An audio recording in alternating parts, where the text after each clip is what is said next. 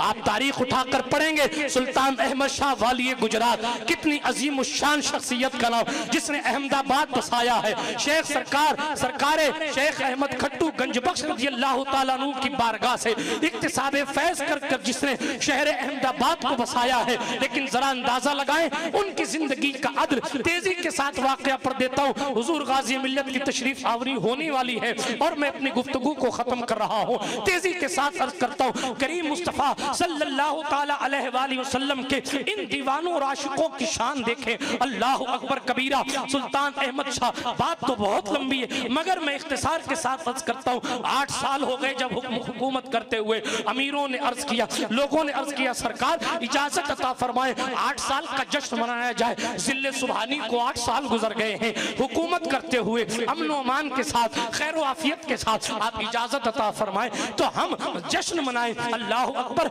आप और हम साल जश्न मनाते हैं और जनाब शादियों के जश्न की बात आ जाए तो हद से तजावुज कर जाते हैं। मगर 8 साल आधे हिंदुस्तान पर तकरीबन हुकूमत करने वाला, कोटा बुरहानपुर की सरजमीन तक जिसके सिक्के चलते थे, उस वाली गुजरात को सुल्तान अहमद शाह कहा जाता है। तफसील में नहीं जाता, तेजी के साथ अर्ज करता हूँ। इजाजत बख्शी बादशाह ने, लेकिन कहा देखें जश्न मनाने में शरीयत की हद से तजावुज नहीं किया जाए। मनाओ जश्न मगर हद से बाहर मत निकलना। सारे शहर को चरागा किया गया, रोशन किया गया, मुनव्वर किया गया। सारी आवाम खुश थी, सारी आवाम खुश थे, सारे लोग खुश थे, हालात बहुत अच्छे थे। अचानक एक हादसा पेश आ गया। सुल्तान अहमद शाह का एक जवान दामाद था, बड़ा खूबसूरत, बड़ा वजी, ख़ानदान का रुकने अजीम, बादशाह का सगा दामाद। उसके हाथ से एक गरीब का कत्ल हो गया। तवज्जो है आपकी?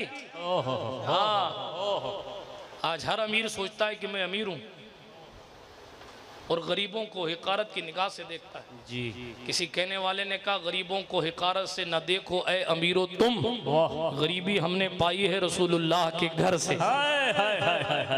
सहाबा जान लेते थे किधर से आप गुजरे हैं, अजब खुशबू निकलती थी नबी के जिसमें अतहर से। बात दूर ना निकल जाए, तेजी के साथ बात को ख़त्म करता हूँ। सुल्तान अहमद शाह के दामाद से गरीब का कत्ल हुआ, उसने कत्ल किया आमदन।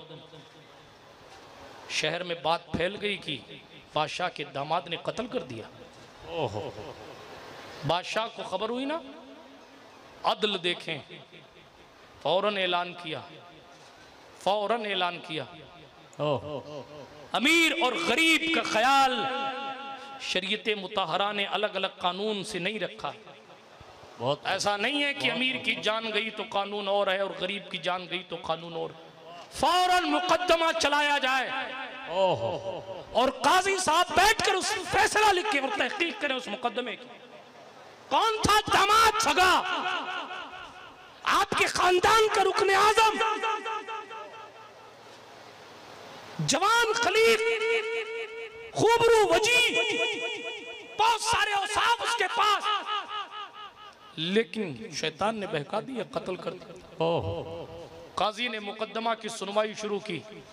आप हैरत करेंगे, बड़े इंसाफ के साथ काजी साहब ने मुकद्दमा देखा। गवाहों को बुलाया गया। ये बात क्लियर हो गई कि वाकई कत्ल जानबूझ के किया गया, धोखे से नहीं हुआ। थोड़ी देर के बाद बुलाया गया मकतूलीन के वारिसीन को। जब कत्ल कर दिया, 2 सूरतें हैं शरीयत में, या तो किसास में कत्ल कर दिया जाए या फिर वारिसीन कहें कि हम कुछ तामान लेकर, कफारा लेकर, कुछ पैसे लेकर जान बख्शते। काजी साहब ने वारिसीन को बुलाया और बगैर किसी दबाव के मुकद्दमा देखा। मालूम आपको, वारिसीन को कहा गया कि आप अपने दिल की बात कहें। वारिसीन ने कहा हमें आप तावान दे दीजिए, जाने वाला तो चला गया। अब ये बादशाह का दामाद है, इसको क्या कत्ल करवाएं, आप तो मैं पैसे दिलवा दो उसके बदले। 22 अशरफियां तय की गई। जी 22 अशरफियां तय की गई। ये 22 अशरफियां हैं, तावान तुम्हें दे दिया जाएगा, ठीक है, लेकिन फैसला, आखिरी फैसले के लिए पूरी चार्जशीट फाइल करके बादशाह सलामत के पास भेजी। काजी ने बहुत एहतियात के साथ लिखा, हुजूर वाला जिले सुबहानी की बारगाह में अर्ज है मैंने मुकदमे के इंसाफ के साथ सुनवाई की और ये पाया कि कातिल ने अमदन कत्ल किया, और साथ ही साथ मैंने वारिसीन को बुलाया और वारिसीन को बुलाकर उनसे गुफ्तगू की। वो खून बहा लेने को तैयार हैं और उनकी ख्वाहिश ये है कि उनको पैसे 22 अशरफियां तय की गई वो दे दी जाए और उसके बाद बादशाह सलामत के दामाद को रिहा कर दिया जाए। लंबी चौड़ी बात लिखी थी, मैंने शॉर्ट में अर्ज किया। बादशाह ने उस पर्चे को पढ़ा ना तो लगे फैसला तो इंसाफ के साथ किया मगर ये फैसला बहुत हल्का है। फैसला हल्का है। मैं नहीं कहता कि मेरे काजी ने नाइंसाफी की है, और वाकई नाइंसाफी नहीं की थी, मगर अदल का आला मकाम जिस पर वो फाइज थे कहने लगे बेशक इसमें इस चीज का ख्याल रखा गया है कि कातिल मेरा दामाद है। काजी ने भी ख्याल किया होगा कि कुछ नरमी रखी जाए, और मकतूल के वारिसीन ने इसलिए खून बहा ले लिया होगा, लेने का इरादा कर लिया होगा कि ताकि बादशाह सलामत हमसे खुश हो जाएं। लेकिन अगर 22 अशरफियों के बदले किसी गरीब की जान खत्म कर दी जाए तो हर अमीर को ढील मिल जाएगी और गरीबों का खून सस्ता हो जाएगा। गर्ज वो मेरा दामाद है, उसको ये घमंड रहा होगा कि मैं बादशाह का चहीता हूं, इसलिए उसने गरीब पर हमला कर दिया।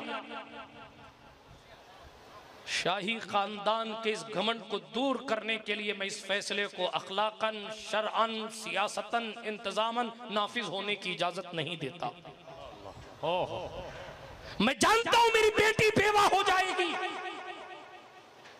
मैं जानता हूं कि मेरा एक बेटा मुझसे जुदा हो जाएगा, मगर अल्लाह उसके रसूल की रिजा के लिए, अवाम के वकार की हिफाजत के लिए मैं हरगिज इस फैसले को नाफिज करने की इजाजत नहीं देता। और ये ऐलान करता हूं कि कातिल ने चूंकि जानबूझकर कत्ल किया है, इसलिए उसके लिए सजाए मौत लिखी जाए और उसको मौत की सजा देकर एक रात दिन तक उसको चौराहे पे लटकाया जाए, ताकि मुस्तकबिल करीब व बईद में शाही खानदान का कोई फर्द किसी गरीब पर जुल्म ना कर सके। बहुत ये है मुसलमानों की शान, ये है मुसलमानों का अदल।